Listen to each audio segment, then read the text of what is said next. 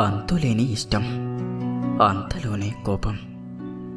దగ్గర ఉంటే గొడవ, దూరం ఉంటే బాధ. ప్రతిదానికి అనుమానం, అంతకు మించిన అభిమానం. ఇవన్నీ కూడా ఒక స్వచ్ఛమైన ప్రేమకే సాధ్యం కదంటారా? ప్రేమించే వాళ్ళు గౌరవిస్తారో లేదో తెలియదు, కానీ గౌరవించేవారు మాత్రం ప్రేమను ఖచ్చితంగా ఇస్తారు. గుర్తుంచుకోండి, భర్తకి ఎప్పుడూ కూడా కోపాన్ని మించిన ప్రేమ ఉండాలి. ఇక భార్యకి ఎప్పుడూ కూడా పంచాయతీ కన్నా సర్దుకునే తత్వం ఉండాలి. ఒకరి దగ్గర ఒకరు ఓడిపోతేనే బంధం గెలుస్తుంది.